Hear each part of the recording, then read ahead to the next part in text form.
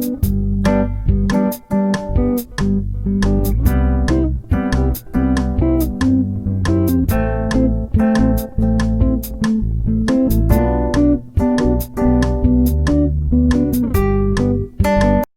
students, how are you all? Here I am again, your coach mentor for the subject CA final audit. This is CA Rohit Grover in service. So welcome back to the Lakshya Institute of Professional Studies for our next lecture. So in the previous lecture, in the particular previous lecture, we have already covered section number 142 and section number 143, in which we have covered the rights. Then section number 143 subsection 1 we have covered duty to inquire. Section number 143 subsection 3 we have covered duty to report on certain matters. So section number 143 subsection 11, I already told you that don't go by the subsections. So make sure that only major subsections you have to learn. So 143 subsection 1 we know, 143 subsection 2 we know. So here I am with another section number 143 subsection 12. So shall we start? Yes sir, let us start. So 143 subsection 11, Caro has already been covered in the previous lectures. So let us understand what is section number 143 subsection 12. Now see, what is section number 143 subsection 12? First of all, this 143 subsection 12 is having a connection with your Caro 2016 also. If you remember, under the Caro 2016, in its para number 3, if I'm not wrong, clause number 10, we are doing fraud reporting. We are doing which reporting? Fraud reporting. If you remember, clause number 10 of para 3, Caro 2016, section number 143 subsection 11, we have covered this one particular clause over there. There I told you that this particular clause I'm going to tell you in detail. So here I am again with the section number 143 subsection 12 telling you in detail what this particular section demands from us, right? So without wasting the time, let us start with this section. So what is this particular section? This particular section says that duty to report fraud. The name section, the section says that, sorry, this is not this section particularly. So let me generate the arrow. So this is what. So what is section number 143 subsection 12? Section number 143 subsection 12 talks about duty to report a fraud. So section number 143 subsection 12 talks about duty to report a fraud. Now what do you mean by duty to report a fraud? Now I'm going to explain you each and everything in duty to report a fraud. Now, what is duty to report a fraud? Now listen to this very carefully, very important section. If you are an auditor, understand and try to understand this in a best possible way. If you are an auditor and while doing the audit, so if you are an auditor and while doing the audit, you came across, not detected, not digged out, you came across, you were doing an audit, your simple audit, statutory audit you were doing, and you came across, you found something came in your way of doing the audit. Again telling you, you have not detected it, you came across. So what you came across? Any kind of misstatement, any kind of fraud, any kind of intentional omission. Are you getting the point or not? While doing the audit, as an auditor, you came across any kind of misstatement, any kind of fraud, or any kind of intentional omission. Then what is your duty? What is your duty under section 143 subsection 11? Oh, sorry, under section 143 subsection 12. What is your duty? Your duty is to report such fraud to central government within 60 days. Your duty is to report such fraud to the central government within 60 days. So again repeating, we are doing section number 143 subsection 12, duty to report a fraud, highly important section. Now try to understand this section in the most simplest way. You are an auditor. While doing an audit, you came across a fraud or intentional omission or material misstatement. What is your duty? You don't have to keep your mouth shut. You have to report it to the central government within 60 days. This is what section number 143 subsection 12 is talking about. But this is not the end of the section. So many problems came when this section came into the market. Now, problem number one, sir, which auditor? Problem number one, sir, which auditor? So, if you are a statutory auditor, if you are a which auditor? Statutory auditor. Clarification number one, if you are a cost auditor or if you are a secretarial auditor. So, again repeating, if you are a statutory auditor, if you are a cost auditor, or if you are a secretarial auditor and you are doing an audit, it means indirectly practicing CAs who are doing the statutory audit, practicing CMAs who are doing the cost audit, and practicing company secretaries who are doing the secretarial audit. Section number 143 covers all three professionals. So if you are a statutory auditor, if you are a cost auditor, or if you are a secretarial auditor, this section is applicable on you. Clarification number one. So auditor word has been defined. These particular auditors were doing the audit. They were doing the audit, and while doing the audit, they came across, clarification number two, came across, they did not detect, came across what? Any kind of material misstatement, any kind of fraud, or any kind of intentional omission. Are you getting the point? You came across any kind of material misstatement, fraud, and intentional omission. What is your duty? Duty under section 143 subsection 12 says that you have to report such fraud to the central government within how many days? Sir, within 60 days we have to report. How many days? Within 60 days we have to report. Now, problem number two. Sir, who is central government? Who is central government? So here they have clarified, central government means Secretary of Ministry of Corporate Affairs. Central government does not mean our Narendra Modi sir. Shri Narendra Modi sir is not a central government here. Central government means there is one ministry called Ministry of Corporate Affairs. In that ministry, there is one person called Secretary. That is a person to whom the auditor has to report. Sir, which auditor has to report? If you are a statutory auditor, if you are a cost auditor, or if you are a secretarial auditor, you have to report that to the Secretary of MCA ki I came across this kind of fraud and this is my duty to report you that fraud. You have to report it within how many days? Within 60 days. Are you getting the point? But this section was not enough. This section was not enough. There were so many glitches in this section. Then to support this section, I hope everyone clear. So if you are an auditor, you are doing an audit, come across a fraud, your duty is to report that fraud to the central government within 60 days. Who is central government? Clarified. And who is the auditor who is on whom this section is applicable? That is also clarified. Now the next point. Sir, plus what came? Plus what came?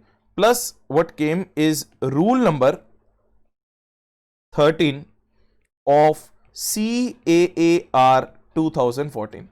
What came? Rule number 13 of CAAR 2014 came, which gave us a highest clarification ki what this particular duty is all about. Now everyone listen to this properly and carefully. What is rule number 13 of CAAR? First is, what is CAAR? It is called Company Auditor and Audit Rules. Company Auditor and Auditors Rules 2014 said something. What is the said something? They said that ki when auditor, you all know the definition of auditor. So which three auditors? If you are a statutory auditor, if you are a secretarial auditor, or if you are a cost auditor. So an auditor when comes across a fraud,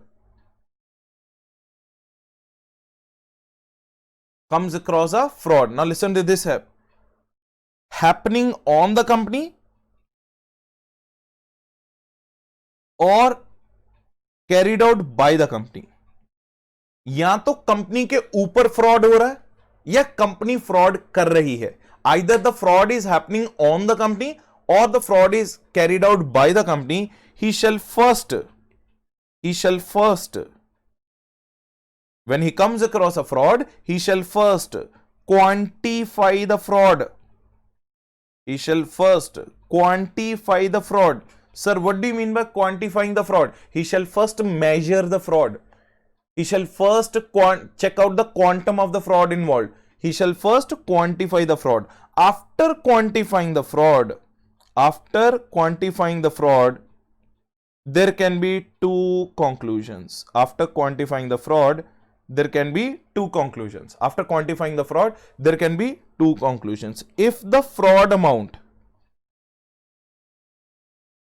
involved is less than 1 crore, if the fraud amount involved is less than 1 crore, and second possibility is if the fraud amount involved is greater than equals to 1 crore.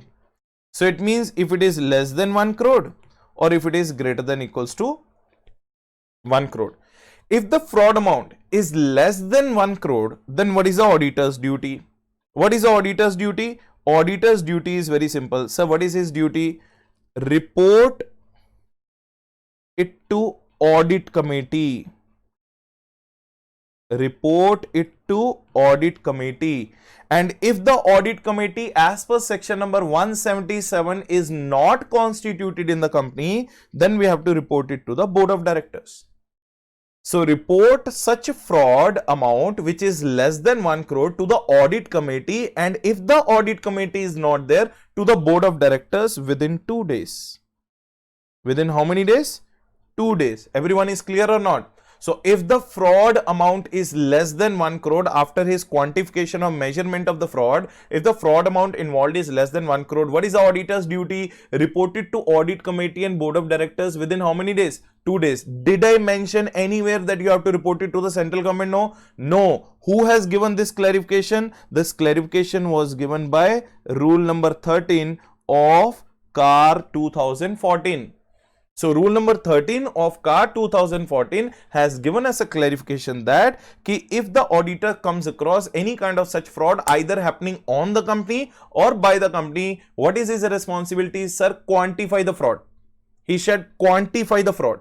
After quantification of the fraud, when he comes across that the fraud amount is less than 1 crore rupees, he shall report it to the audit committee, or if the audit committee is not constituted, he shall report it to the board of directors within how many days? 2 days. His responsibility is over. No more reporting to the central government within 60 days. His responsibility is over here if the fraud amount involved is less than 1 crore. Are you getting the point or not? If it is less than 1 crore rupees. Sir, what if the fraud amount is greater than equals to 1 crore rupees? Then there is a procedure to be followed.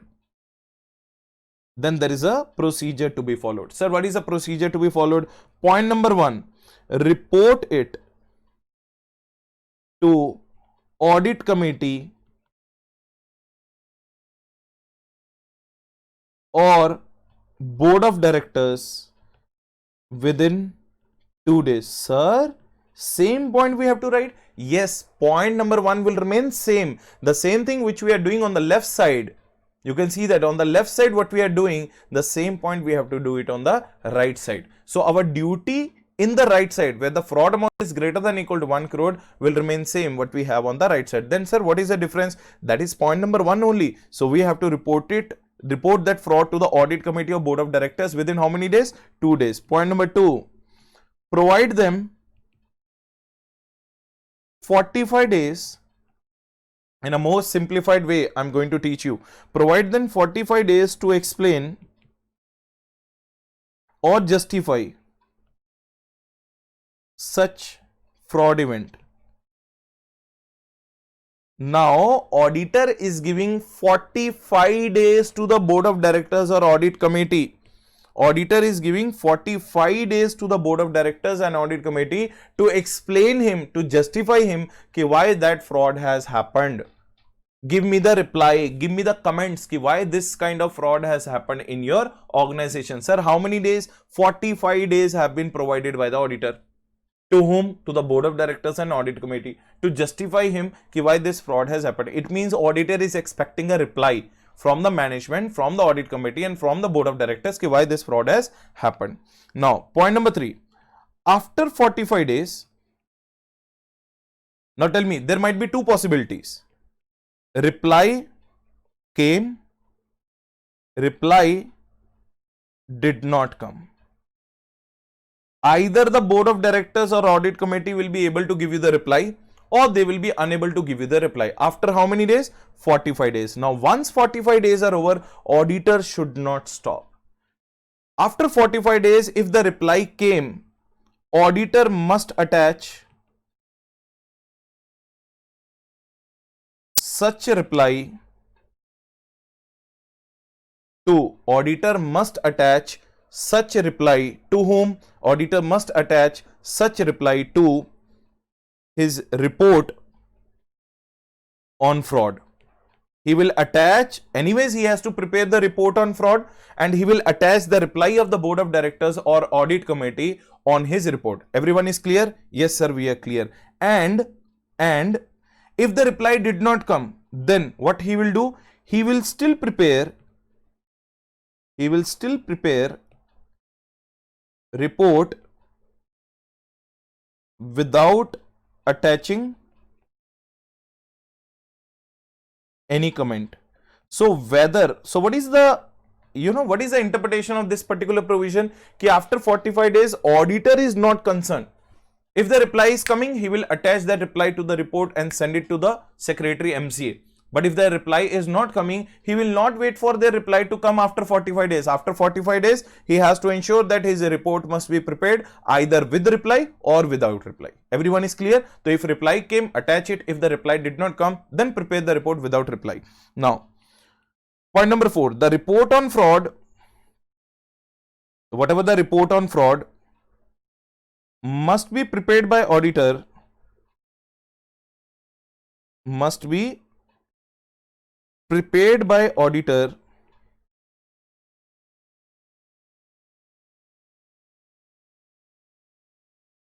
in the next 15 days. In the next how many days? 15 days. Sir, 45 days are over. We waited for a reply. Now we have to reply to the government within how many days? 60 days. So 45 days are over.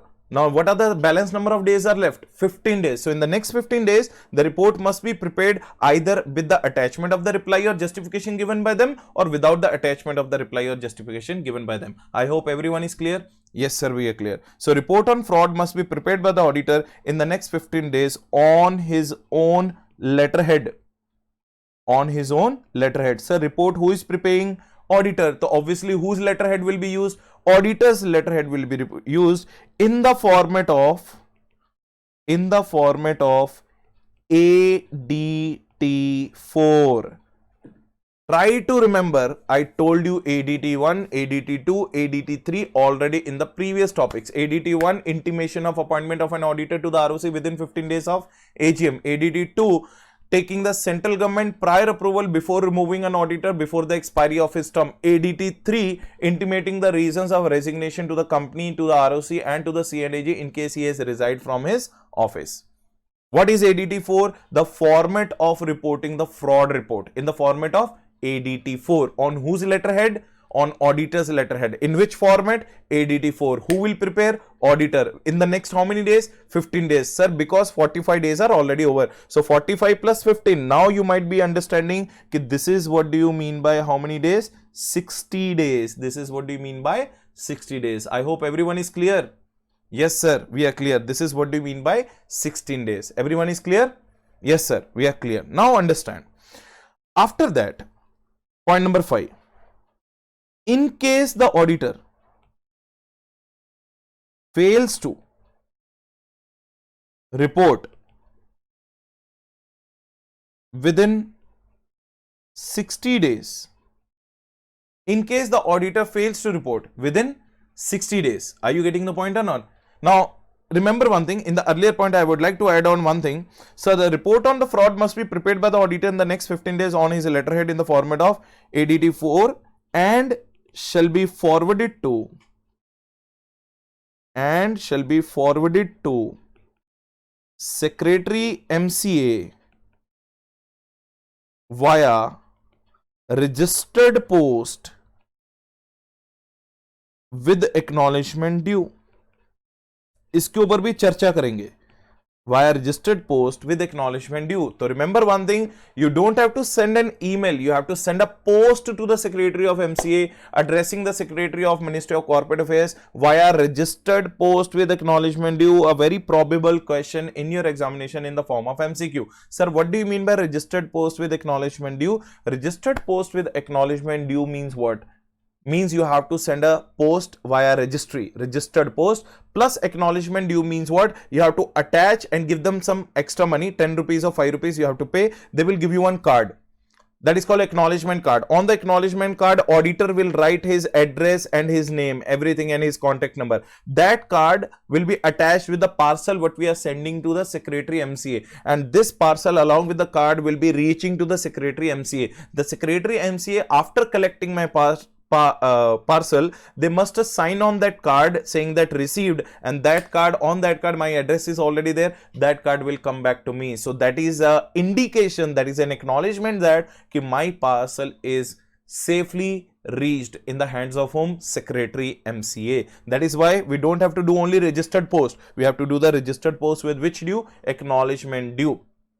Are you getting the point or not? Next point, in case the auditor fails to report it within how many days? 60 days. So what is a 60 days breakup? 45 plus 15 days, total 60 days. Then there will be a penalty. Sir, what is a penalty on the auditor? Minimum fine of 1 lakh. Minimum fine of 1 lakh and maximum fine of 25 lakhs. So auditor will be charged with a monetary fine of ranging from 1 lakh to 25 lakhs. So this is a penalty not on company, this is a penalty on auditor if he fails to report under section 143 subsection 12. I hope everyone is clear. Yes sir, we are clear. This is what the provision you have to understand in section number 143 subsection 12, reporting. Now let us understand some extra notes. So what are the extra notes? Now remember some additional points you have to understand. Point number 1, on letterhead of auditor, on letterhead of auditor, 6 informations must be specified. Name of auditor should be there. What should be there? Name of auditor. Email address of auditor should be there. Point number 3, contact number should be there. What is should be there? Contact number should be there. Point number 4, his communication address should be there. What should be there? Communication address. His membership number should be there, and his COP details should be there. Though these are the 6 informations required to be specified on whose letterhead? On auditor's letterhead. Point number 1. Point number 2. Point number 2. Remember one thing, as per section number 134, which is known as contents of board report. Do you remember that we have to report it to the audit committee or board of directors within 2 days or not? Yes. So as per section number 134, which is known as contents of board report, we have to specify the reasons of section number 143 subsection 12. The board of directors are under an obligation to specify this, mentioning in the board report ki why the fraud report, I mean what kind of fraud has taken place in the organization. Now what they have to specify in the board report? They have to specify the 4 contents in their board report relating to fraud reporting. Point number 1, nature of fraud. Point number 2, parties involved. Point number 3, amount of fraud involved. What are the things they have to specify in their board report? Section number 134 is, what is the nature of the fraud? What are the parties involved in that fraud? And what is the amount of the fraud involved? That is a requirement of section number 134 also under the contents of board report. And most importantly, point number 3, we have to report it as per CARO 2016 also under the clause number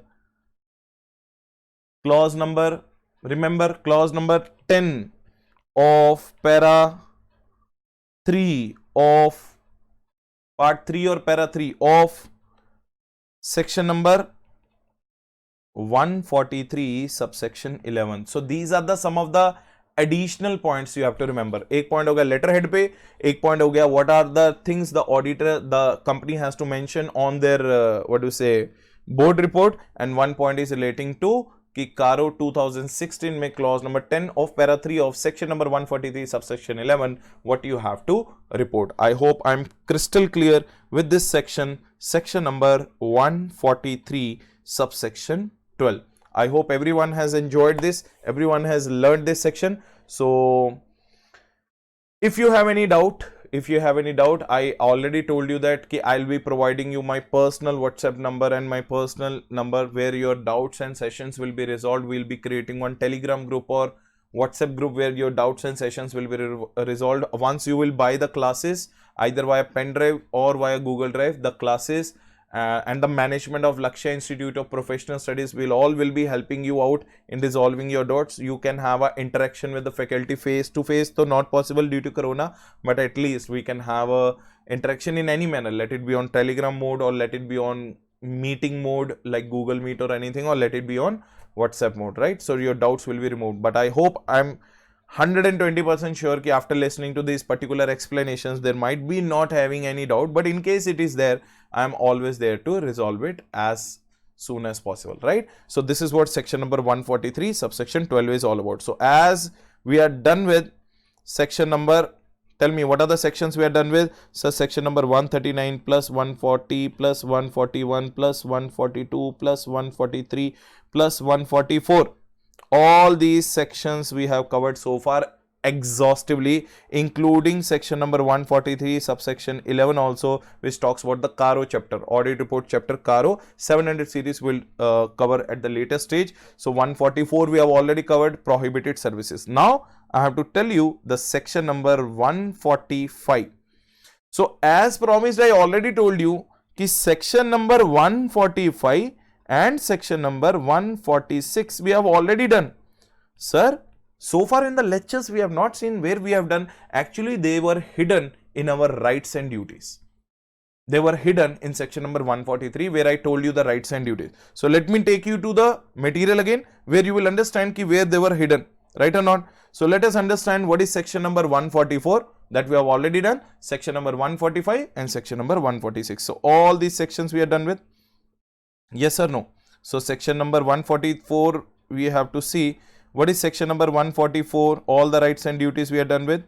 So section number 143.12, fraud reporting by the auditor. Just now I have told you fraud reporting by an auditor, that we are done with, right? So next I already told you that this particular section of fraud reporting is equally applicable to cost accountants practicing CMAs as well as the practicing company secretaries. Do you remember the definition of auditor I told you?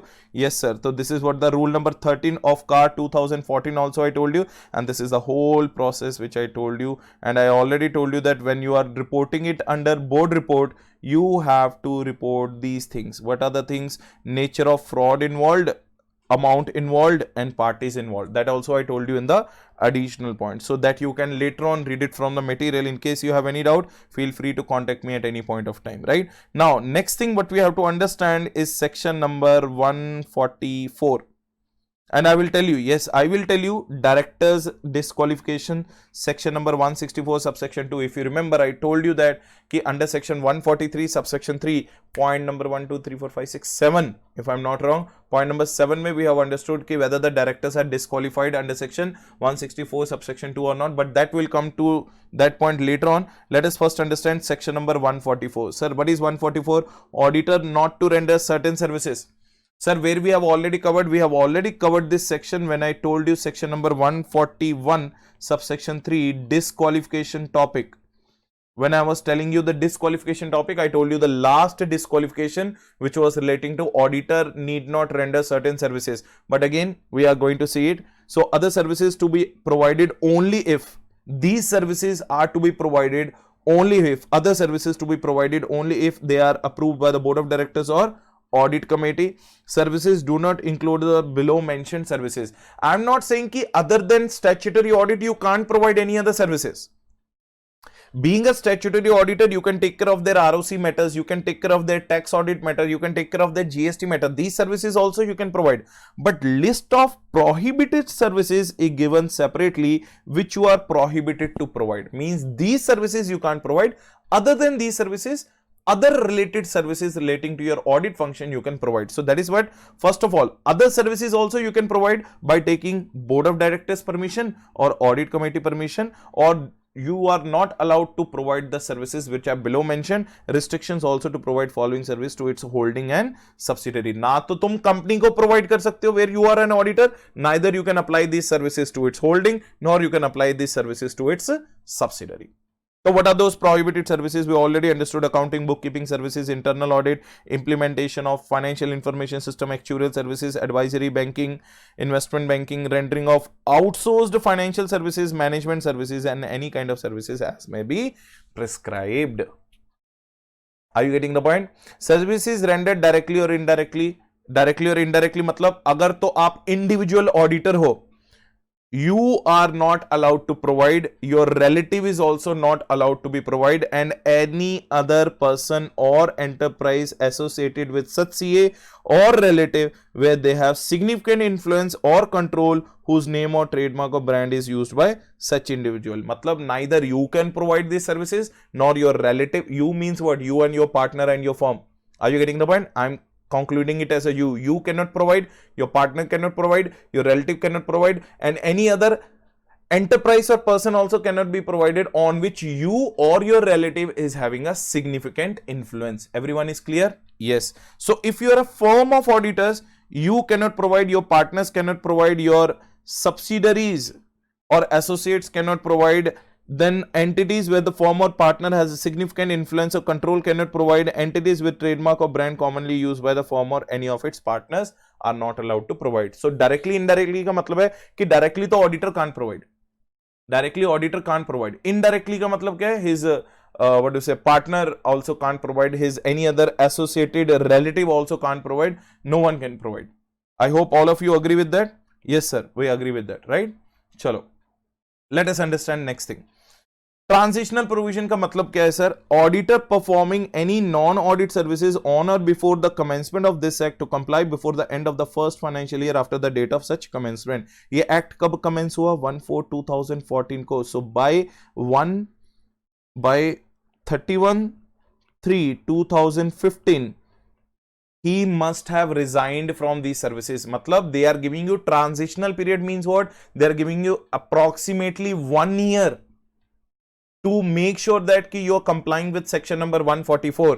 If you are already involved in the actuarial sciences, internal audit services before the commencement of Companies Act 2013, you have been provided 1 year after the commencement to relieve yourself from such services. Matlab this act has commenced on 1/4/2014, so make sure that by 31/3/2015, by 31/3/2015 you were relieved from these kind of services. After that, penalty will be imposed under section 147. 147 wait kar raha hai abhi section. So now let us come to the section number 145 and section number 146. Now what is 145? Auditor to sign the audit report, etc.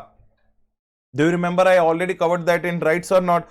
Auditor has a right to sign the audit report. So that is what same thing we are going to understand. So audit report, financial statements or any other document of the company to be signed and certified by an auditor. Let me clarify one thing here. Section number 134 subsection 1 is also there, which we are going to cover in the next chapter. Section number 134 subsection 1 says that ki auditor is not supposed to sign the financial statement. Who are the signatories of financial statement? If the chairman. So I was telling you about section number 134 subsection 1. So remember one thing, when we'll enter into the maintenance of books of accounts chapter, that is our next topic, there will understand that one thing, that ki auditor is not supposed to sign the financial statement. So if the chairman is authorized by the board, the chairman should sign, CEO should sign, CFO should sign, and CS should sign. And if the chairman is not authorized two directors among whom one should be MD should sign plus CEO, CFO and CS should sign. So remember one thing, financial statement generally should not be signed by the auditor, should not be certified by the auditor, but in our Indian culture, you know, India में क्या problem है? India में problem है कि until unless chartered accountant does not sign anything, our financial statement, we do not get a belief कि this particular financial statements are genuine or not. So that is the reason section number 145 is saying कि audit report, financial statement or any other documents of the company to be signed and certified by the auditor. Qualifications, observations and comments.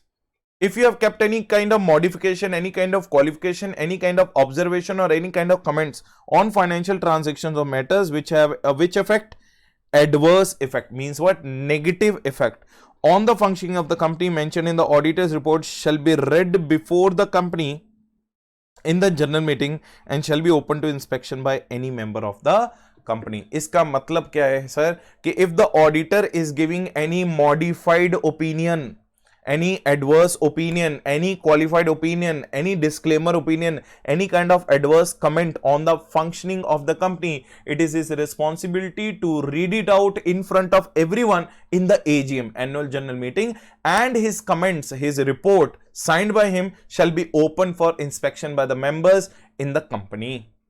That is what 145. तो 145 क्या बोलता है? Signing to be done by the auditor, and if he is any kind of qualification, reservation or modification or comments which have an adverse impact on the functioning of the company should be read out before the company in its general meeting and shall be open for inspection for its members. Everyone is clear? Yes sir, we are clear. That I already told you in the right to sign an audit report. So what is the section number 146? Auditor to attend the general meeting. What is the meaning of auditor to attend the general meeting? Auditor to be served a copy of notice to any general meeting unless exempted, auditor to attend the meeting either by himself or his authorized representative or person qualified to be an auditor. Right to be heard at such meeting or any part of the business which concerns him as an auditor. Remember one thing I told you, he has a right to receive the notice, he has a right to attend the meeting, but does he have a right to participate in the meeting? Answer is no. Only in those meetings he can participate where the audit related functions are being discussed. Everyone is clear? Yes sir, super clear. So what are the sections we are done with? Jaldi jaldi. 139, 140, 141, 142, 143, 144, 146, 145 also we are done with, and now we are left with very important section called 147. Sir, what is 147? 147 is a penalty section. What is 147? 147 is a penalty section. Punishment for contravention. Punishment for contravention. Are you getting the point? Punishment for the contravention. Section number 147. What is the section number? 147. तो पहले मैं I will not tell you the section from this way. I will show you and will make you understand the section in a different way after that. So this is also done.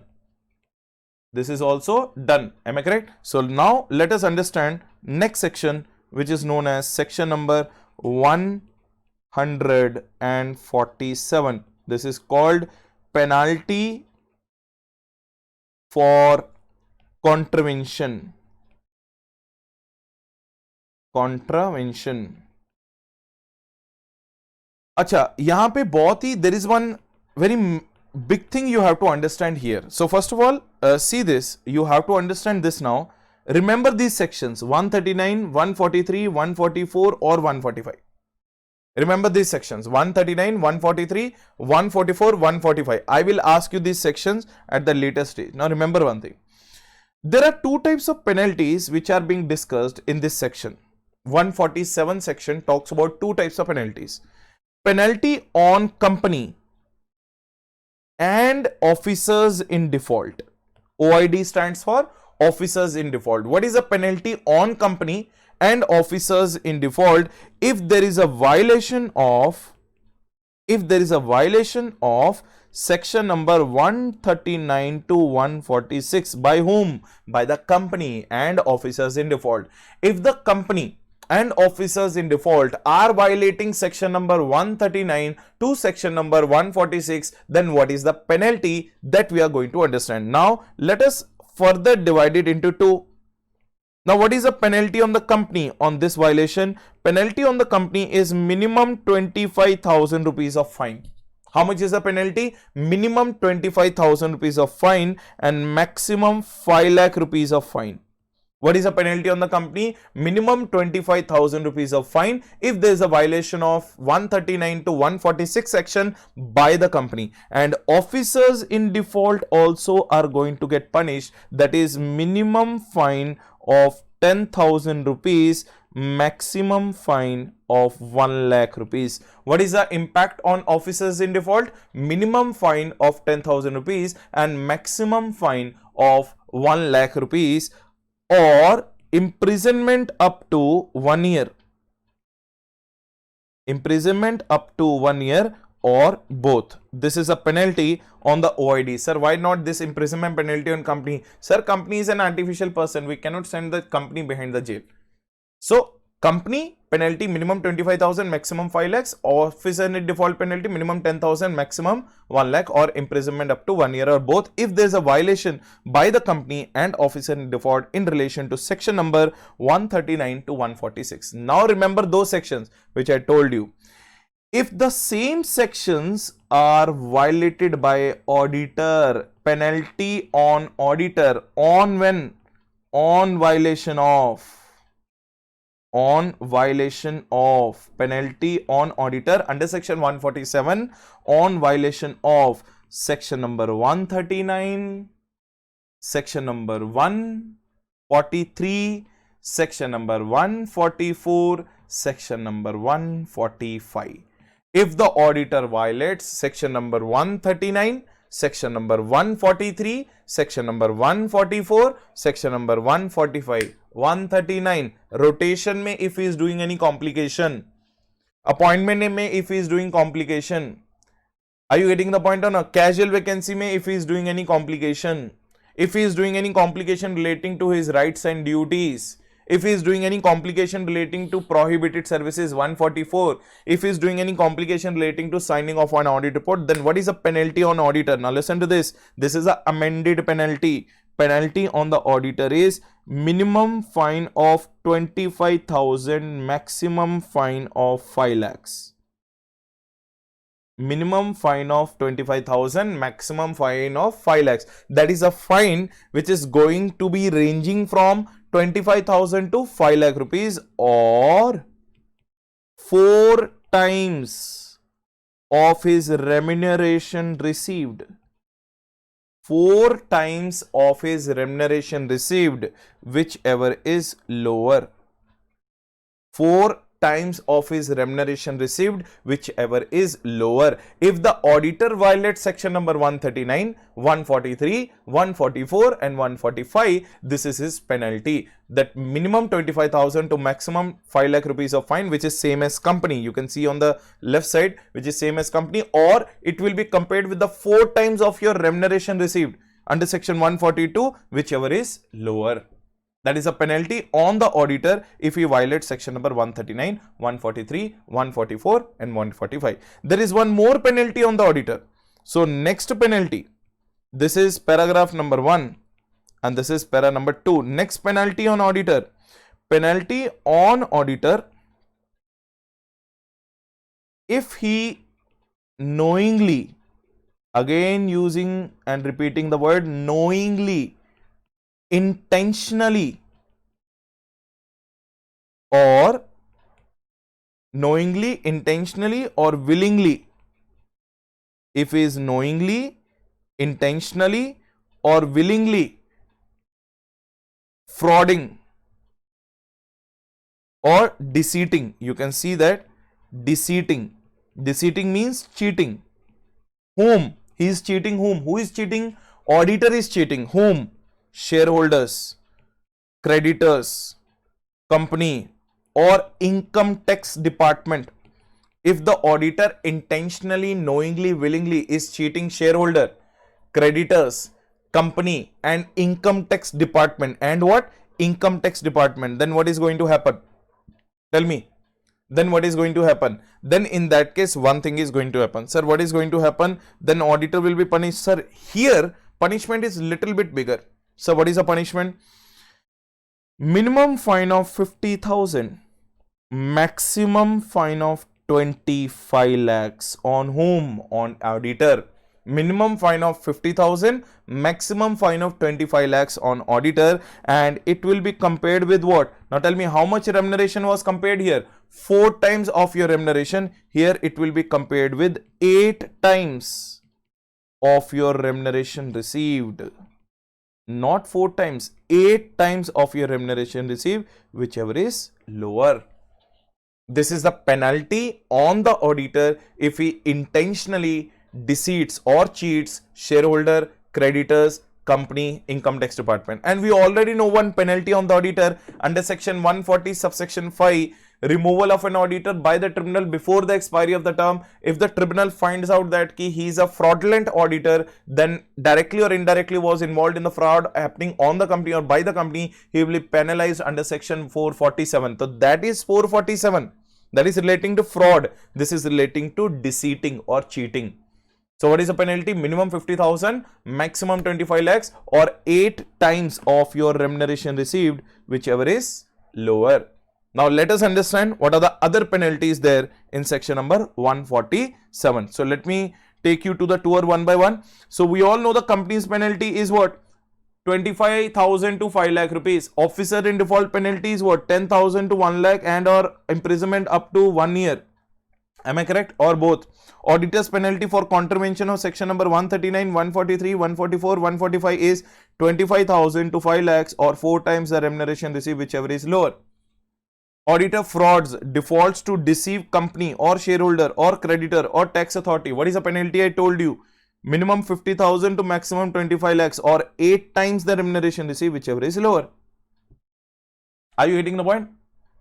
And additional to that, what auditor is bound to? Auditor is bound to refund the remuneration received and pay for damages to the company, to the statutory bodies or the authorities, to any person loss arising out of incorrect or misleading statements or particulars made in his audit report under section 147 subsection 3. They are saying that if because of auditor's deceit or his cheating somebody is suffering a damages or losses, point number 1, first of all the auditor has to refund the remuneration.